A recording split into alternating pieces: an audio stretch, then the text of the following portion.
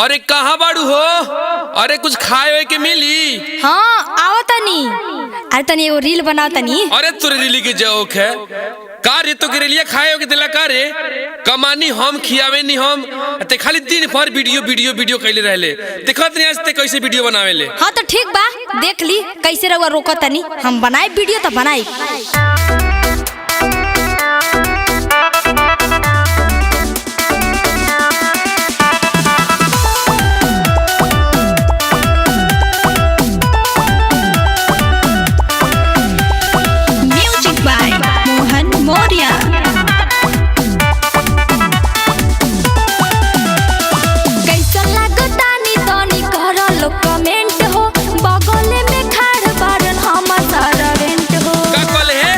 Servant call है तू झपड़ मारब ना नहरे रे गलौ के ना जी, सर्वेंट मालिक को कहते हैं ना। कैसा लागता नी तनी करो लो कमेंट हो, बगल में खड़ा बारन हमर सर्वेंट हो। अरे राजा जी के हमारा बेकार चलबा, हमर देवर पहुनल बोल का हालबा, हमर देवर पहुनल बोल का हालबा।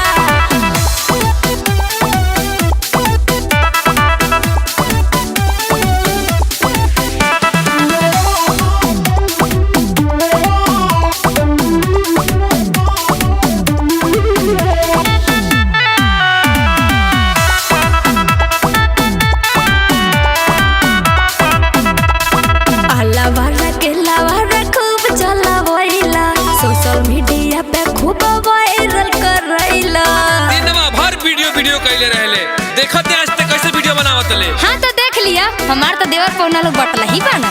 अलावारा के लावारा खूब चलावइला, सोशल मीडिया पे खूब वायरल कर रहीला। देख ला लोग साड़ी हमर लाल लाल बा, हमर देवर पहुना लोग बोल का हालबा, हमर देवर पहुना लोग बोल का हालबा।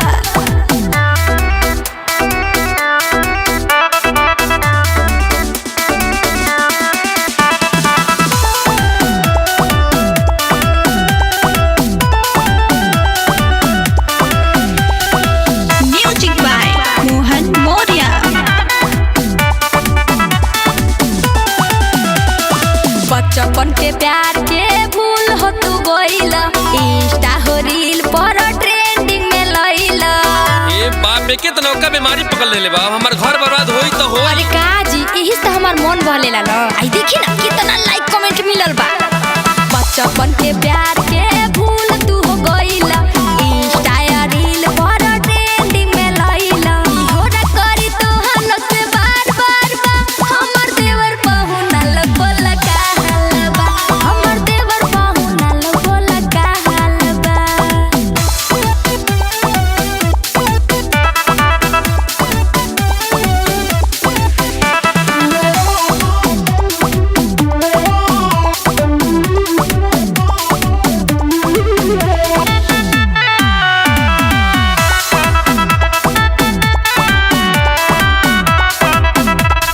गोरखपुरिया भौजी गीत एगो गइली, देवर पहुना कही के फेमस हो गइली। हां हां अब तो हर देवरे पौने लोग तो खर्चा चलाई है, अब हमारे कोनो काम नहीं खे।